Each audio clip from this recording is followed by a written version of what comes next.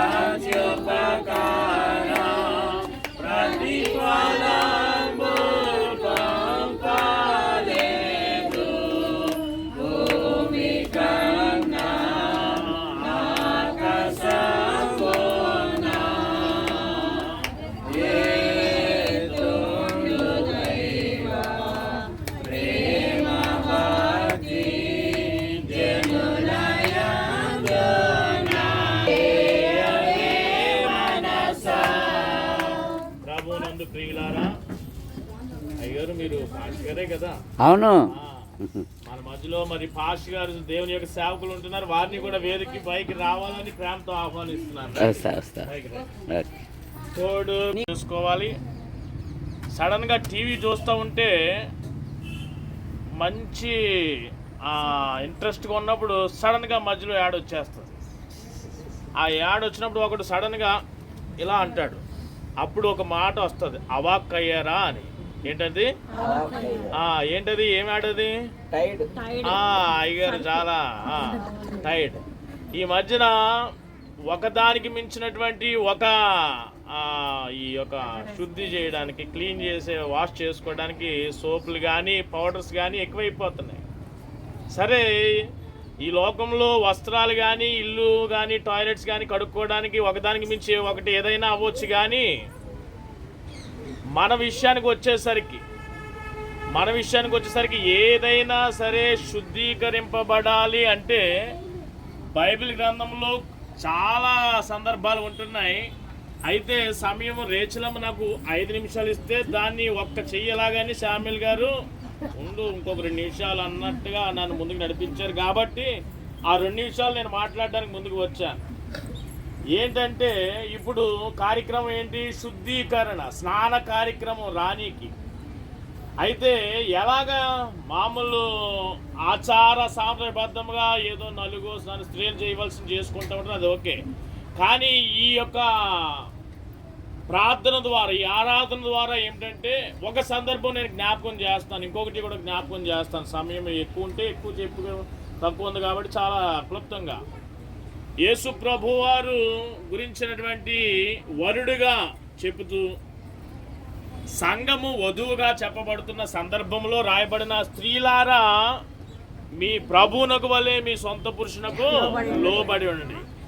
ఎఫెసీ పత్రిక 5వ అధ్యాయంలో చెప్పబడినటువంటి 23 నుంచి 33 వచనాలు గల లేఖన భాగంలో 27వ వచనం చాలా పర్టికులర్గా ఏమని ఉంటుందంటే, రేచలమ్మ, సంఘాన్ని దేవుడు బాగా ప్రేమించాడంట. ఆ ప్రేమించిన సంఘము తన ఎదుట మహిమ గలదై నిర్దోషము గలదై పవిత్రముగా ఉండడానికి తాను ఏం చేశాడంటే తన యొక్క వాక్యము చేత ఉదక స్నానము చేయించాడు. వాక్యము ద్వారా ఏది అయ్యగారు వెళ్ళిపోయారు, టైడ్ ద్వారా అవాక్ అయినట్లుగా, అంటే శుద్ధీకరింపబడినట్లుగా. మరి ఈ లోకంలో మనకి వస్తువులు కానీ, వస్త్రాలు కానీ, రూమ్స్ కానీ క్లీన్ అవ్వచ్చు. కానీ మనము శుద్ధీకరించబడాలి, లేకపోతే మనము పవిత్రగా మార్చబడాలి అంటే కేవలము మన విశ్వాసులకు వాక్యము ద్వారా మనము నిర్దోషులుగాను, వాక్యము ద్వారా మనం పవిత్రముగాను, వాక్యము ద్వారా మనము మహిమగల స్థితిని అలంకరించుకోగలం. దేవుడే, యేసు ప్రభు ఈ పని చేశాడు. సంఘాన్ని ప్రేమించి దానిని నేను ప్రేమించాను కాబట్టి ఆ వధువు సంఘం నా ఎదుట ఇలా ఉండాలి అని చెప్పి వాక్యముతో ఒక డిటర్జెంట్ పౌడర్ వలె, ఒక సోప్ వలె ఇలాగేసి గుంజినట్లుగా వాక్యము ద్వారా ఎడాపెడ ఖడ్గము, వాక్యము అగ్ని, వాక్యము స్నానం, వాక్యము సబ్బు, ఇలా వాక్యము చేత ఇన్ని చేయగా ఏమైపోయాం? మనం అందరూ కూడా నిర్దోషులము, పవిత్రులము, దేవునికి మహిమగలముగా అయిపోయాం. ఎందుకు ఇదంతా చెప్తున్నాను అంటే, లేవియాకాండం 12వ అధ్యాయం ప్రకారము ఇలాంటి సందర్భాలు, ఒక స్త్రీ రక్తము స్రావించినప్పుడు, అనగా ముఖ్యముగా ఇలాంటి మరి గర్భవతి ప్రసవము జరిగినప్పుడు చేయవలసినటువంటి విధానం, ఆచారం ఒకటి ఉన్నది. ఏమిటంటే, మగబిడ్డ పుడితే 7 దినములు పురిటాలిగా ఉండాలి. దానితో పాటుగా ఈక్వల్ మొత్తం కలుపుకొని లెక్క వస్తే 33 దినాలు కడగా ఉండాలి. అంటే కడగా అనే పదానికి ఏమని ఉన్నదంటే, అక్కడ పరిశుద్ధమైనది ఏది కూడా పట్టుకోకూడదు, ముట్టుకోకూడదు, పరిశుద్ధమైన స్థలములలోనికి ప్రవేశించకూడదు, అడుగు పెట్టకూడదు. అంటే కడగా ఉండడానికి, మూలన పడి ఉండడమే. ఇది ఒక ఆచారం. ఏది? అబ్బాయి పుడితే, మగబిడ్డ పుడితే. కానీ అదే అమ్మాయి పుడితే కనుక దీనికి డబల్ అయిపోతుంది. 33 దినాలు కాదు, 66 దినాలు కడగా ఉండాలి. అంటే ఎవరికి కనబడకుండా ఒక మూల నుండి దేనిని ముట్టుకోకుండా అలా ఉండాలి.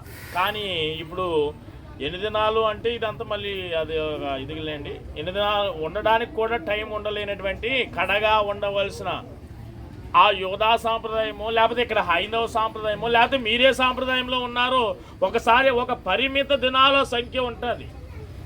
ఆ ప్రకారము కొంతమంది ఉండగలుగుతున్నారు, కొంతమంది ఉండలేకపోతున్నారు. ఏదైనా సరే నేను ఆ నెంబర్ ముఖ్యం కాదు. కానీ నూతన నిబంధనకు వచ్చేసరికి మనకి శుద్ధీకరణ లేకపోతే స్నానము అనబడుతున్న ఈ కార్యక్రమానికి మనకి చక్కగా అదంతా కూడా మలినమైపోయి మనకి చక్కని పవిత్రత రావాలి అంటే వాక్యము ద్వారా అది ఇప్పుడు జరుగుతుంది. ఈ ప్రార్థన ద్వారా ఆ రాణిని మీరు ఎలా శుద్ధీకరించారో తెలియదు, కానీ నీటి ద్వారా, గంధము ద్వారా, పసుపు ద్వారా ఎలాగైతే చేసుకోండి, కానీ ఈ యొక్క ప్రార్థన యొక్క ఉద్దేశం వాక్యము ద్వారా నిజమైన శుద్ధీకరణ జరుగుతుంది, పవిత్రత వస్తుంది.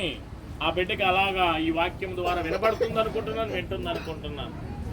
ఇక రెండవ శుద్ధీకరణ కూడా ఉన్నది. ఒకవేళ దేహముల మట్టుకే కాదు, కానీ ఇంకా పాపముల మట్టుకు ఇంకా ఒక అడుగు ముందుకు వెళితే ఏ పాపమైనా సరే శుద్ధీకరింపబడాలంటే మరలా యోహాను మొదటి పత్రిక 1వ అధ్యాయం 7వ వచనం రాయబడి ఉంటుంది. ఆయన వెలుగులో ఉన్న ప్రకారము మనము కూడా వెలుగులో నడిచిన ఎడల మనము ఆయనతో కూడా వారితో కూడా అన్యోన్య సహవాసము గలవారమై ఉంటే అప్పుడు అప్పుడు అంటే ఇప్పుడు దాకా చెప్పిన మ్యాటర్ చాలా పెద్దది, వచ్చినలా చెప్పాను, కానీ అప్పుడు యేసు క్రీస్తు రక్తము ప్రతి విధమైన పాపముల నుండి మనల్ని ఏం చేస్తుందట?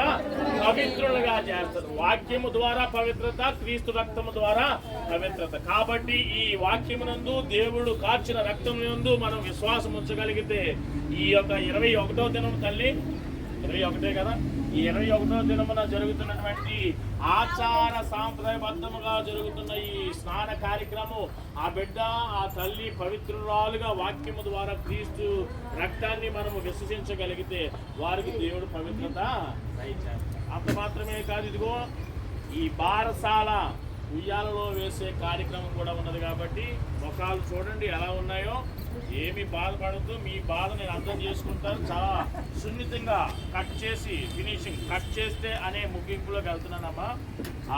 ఎక్కడికి వెళ్తున్నానంటే హీబ్రూ జనాంగంలో పుట్టబడినటువంటి ఆ నాయకుడిగా మనం పిలుచుకుంటాం.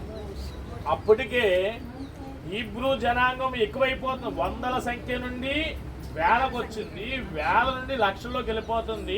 అక్కడ ఉన్న లోకల్ రాజుకి ప్రజలకు భయం వేసింది.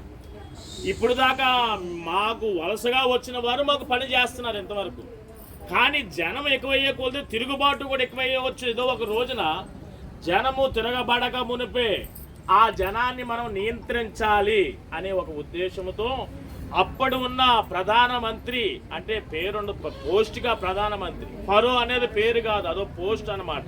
అంటే రాజు అనుకోండి, ఫరో అంటే రాజు లెక్క. అప్పుడు ఉన్న ఫరో ఏమాజ్ఞించాడంటే 2 సంవత్సరముల లోపు పిల్లలందరినీ కూడా లేకపోతే ప్రసవించకుండా మగబిడ్డ అయితే ఇచ్చేసేమని ఇలా చెప్పాడు, ఇలాంటి ఆజ్ఞ. అప్పుడు ఆ టైంలో మోషే పుట్టడం జరిగింది. అప్పటిలో ఉన్న ఆజ్ఞకు భయపడి మోషే తల్లి అలాగే తన సోదరి కూడా ఏం చేసిందంటే నదిలో ఆ బిడ్డను ఒక కీలు పూసినటువంటి దానిలో పెట్టి, జమ్ము పెట్టిలో పెట్టి విడిచిపెట్టడం. ఆ కీలు పూసిన జమ్ము పెట్టే ఏమిటో కాదు, దేవుని యొక్క హస్తములే. ఆ బిడ్డ ఆ నదిలో ఏమో ముసళ్ళు ఉండొచ్చేమో, ఏమో పాములు ఉండొచ్చేమో, ఏమో మునిగిపోవచ్చేమో, అది ఏదైనా అపాయం జరగవచ్చు కదా. ఏది టైటానిక్ లాంటి టెక్నికల్ షిప్లే మునిగిపోయి అంటే ఆ జమ్ము పెట్టాయి మాత్రం ఆ బిడ్డ ఆకలేసి కాళ్ళు చేతులు తణుకులు ఆడాడంటే అది బోల్తా పడితే ఇంక అంతే సంగతి. నిన్ను కాపాడువాడు మోషేని తన తల్లి తనకి సాధ్యపడలేదు, మనకు అసాధ్యమే, కానీ దేవునికి సమస్తమును దేవుని చేతులకు అప్పగించినట్లుగా తన వంతు తాను కీలుతో తనకున్న దేవుని యొక్క నడిపింపు జ్ఞానం కొలిది ఒక జమ్ము పెట్టి దానికి కీలు పూయాలని, కీలు పూస్తే నీళ్లు లోనకి రావని, ఇదంతా దేవుని నిర్ణయమే. ఆ జమ్ము పెట్టి ఏంటో కాదు, దేవుని చేతులకు అప్పగించింది ఆ బిడ్డ. ఆజ్ఞ సమాజంలో పరిస్థితులు ఎలా ఉన్నను సరే, ఆ నీటిలో పరిస్థితులు ఎలా ఉన్నా, అపాయకరమైన పరిస్థితులు ఉన్నా సరే, రేచలమ్మ నీ ముని మనవరాలు దేవుని చేతికి ఇలాగ అప్పగించగలిగితే ఉయ్యాల్లో వేస్తున్నామే కానీ దేవుని చేతికి అప్పగిస్తున్నాము అని ఇది ఒక సాదృశ్యమే. ఇంకా ఆ బిడ్డ ఏ అపాయమునకు అవకాశం లేదు, ఏ అపాయం కూడా రాదు. దేవుడు ఆ బిడ్డని మోషేని కాపాడినట్లుగా కాపాడుతాడు. అంత మాత్రమే కాదు, మోషే సకల విద్యలు అభ్యసించినట్లుగా ఈ బిడ్డ కూడా సకల విద్యలు అభ్యసిస్తుంది. సమూయేలు ఆత్మీయంగా ఎలా బలపడ్డాడో ఈ బిడ్డ కూడా ఆత్మీయంగా బలపడ. అది నా ఆకాంక్ష, నా ప్రార్థన. పరిశుద్ధాత్మ దేవుడు ఆ బిడ్డను ఆ రీతిగా నడిపించాలని కోరుకుంటూ ఆ తల్లి ఆ బిడ్డ ప్రేమ్ రాణి ఏమైనా పేరు పెట్టారు ఇచ్చిన బిడ్డ కూడా ఈ బిడ్డలందరినీ కూడా దేవుడు దీవించి నీతిమంతుని కుటుంబంగా వర్ధలింప చేయాలని నేను కోరుకుంటున్నాను. పరిశుద్ధాత్మ దేవుడు అటు నడిపింపు వారికి దయచేయును గాక. ఆమేన్. ముగింపు ప్రార్థన రమేష్ అయ్య గారు. ప్రభు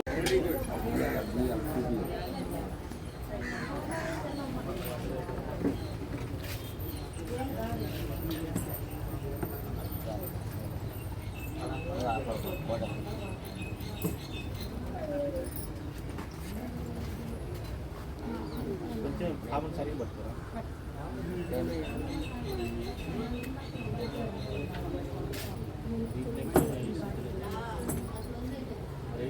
క్లాత్ వేయాలి కదా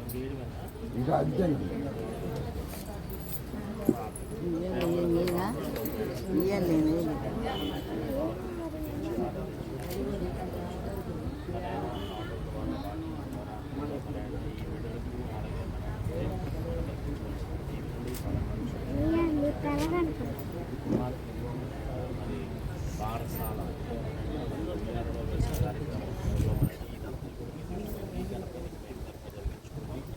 విషయాలలో అనగా మీ చేతి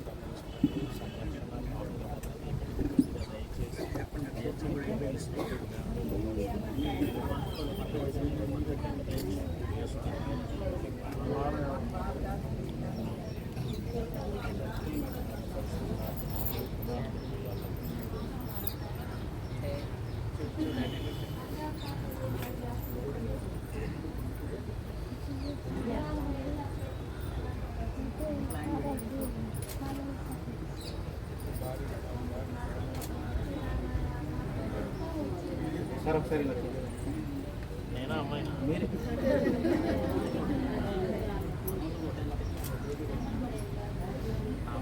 కామెడీ చేయకపోతే మీరు ఆకలి అది అది అది అది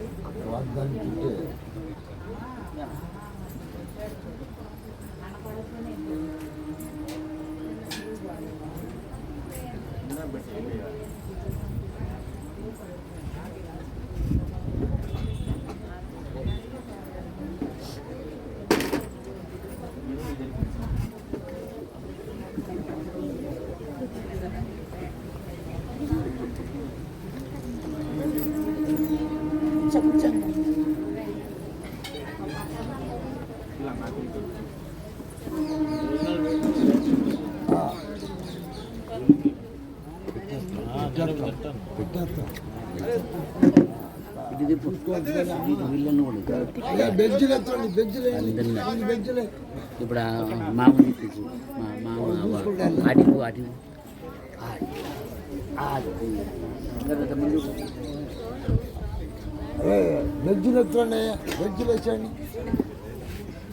అమ్మా ఒక్కసారి లేచినట్లయితే మీకు డైనింగ్ ఏర్పాటు చేస్తారు. టేబుల్స్ 5 నిమిషాల్లో అయిపోద్ది.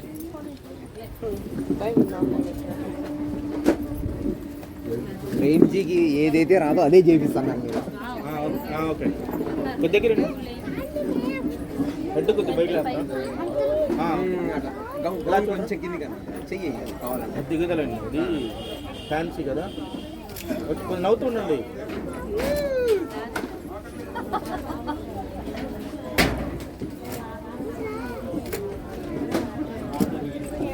ముద్దు పెట్టి ఇద్దరు మాకెళ్ళే వద్దు. పాపని ముద్దు పెట్టుకున్నాడు. పెట్టుకోండి ముద్దు పెట్టుకోండి పెట్టుకోండి పిల్లల్ని మీకు ఓకే గుడ్. ఫ్రెండ్స్ అంతే ఉండండి. ఇద్దరు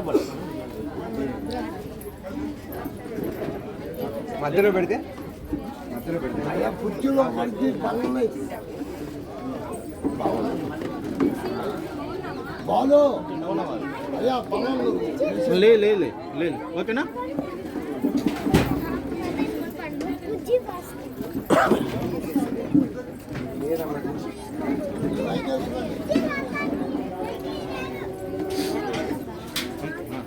ఇంకా కొంచెం అమ్మ కొద్దిగా ఎన్నుకుంటారా అన్న చూడాలి.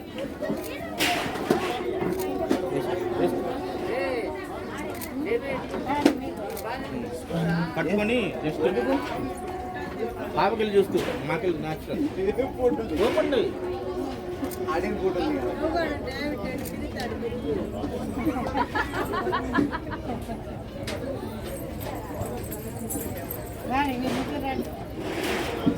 ఊరికండి ఫోటో ఎత్తుకునే వద్దురా.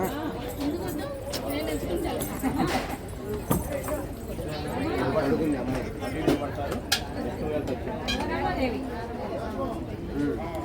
అమ్మాయి మా సుందరి ఫోటో దిగుదాం మా.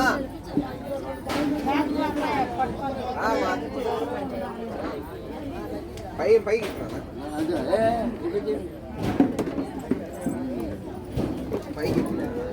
సరే పడుకోండి పాప. రామమ్మా మా ఫోటో దిగుదాం ఒకటి. నాన్న పైకి ఎక్కినా అందరు రండి ఫోటోలు దిగుదాం. ఇట్లా పారసాల రా బాబా కాదు కదా ఫ్యామిలీతో. బాయ్ నువ్వురా ఏ కిసాన్ రెడీ సింగిల్స్ దిగితే తర్వాత దిగొచ్చు. దిగండి ఏమున్నారు ఎంత మా ఫ్యామిలీ అలా.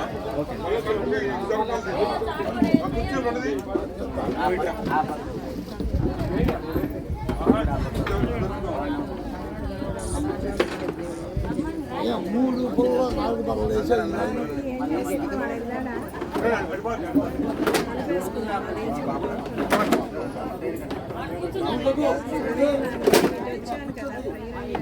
ఓకేనా? చూడండి మాట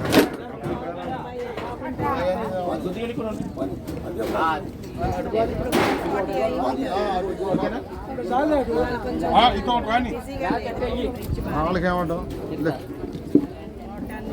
ఇంకోటి రాని అంటారా.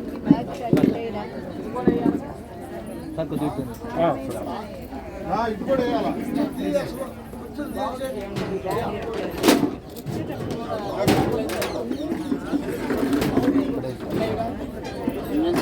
నువ్వురా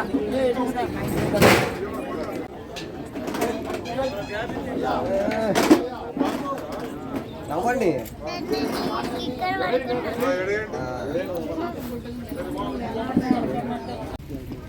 అడుగు కట్టదా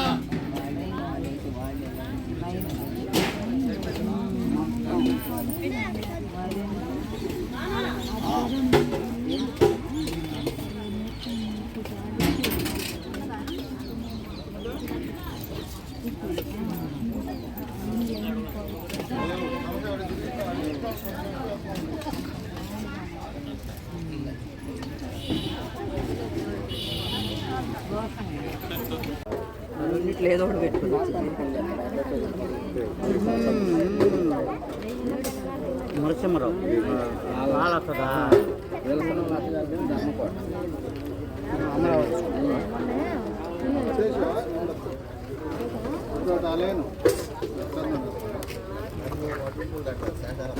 అమరా కొంచెం గోంగూర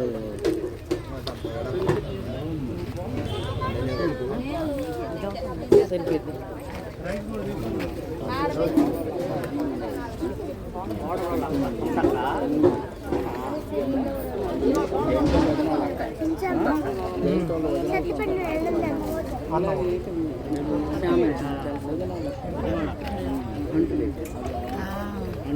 అంటు తొక్కాలి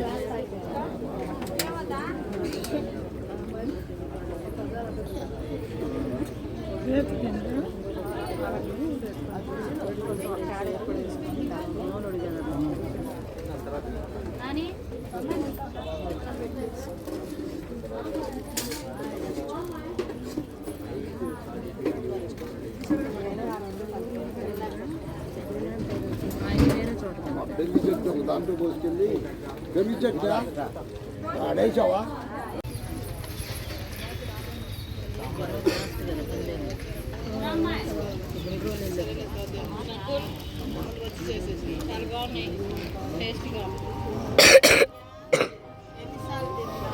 ఏం అనుకోకుండా ఏదో చేస్తా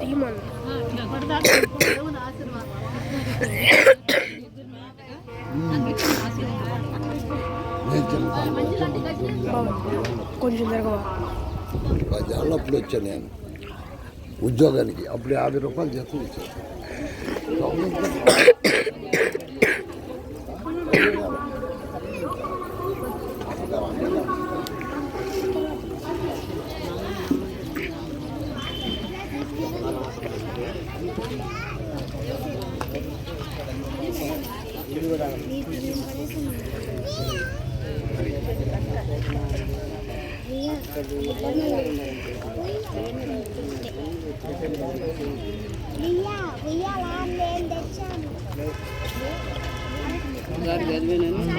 మళ్ళీ రమ్మంటే నేను రాను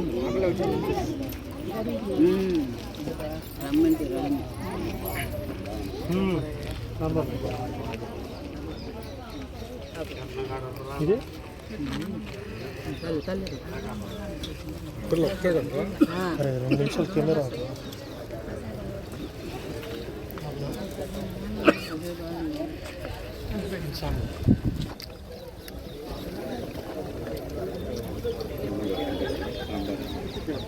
అరే ఉంటే అట్ట ఆయన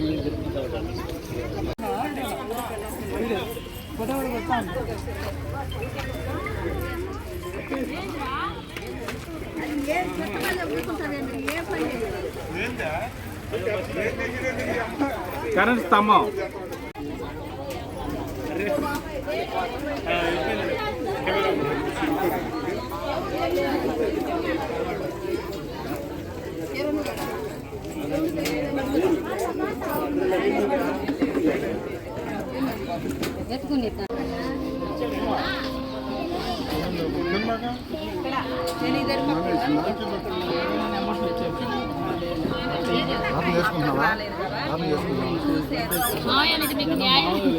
మీ ఇద్దరి కోసం నేను అదే పనిగా ఉండా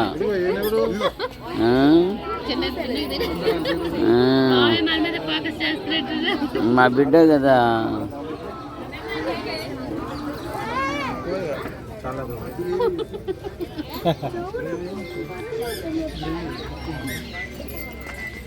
మా వాడు షార్ట్గా మాట్లాడతాడు.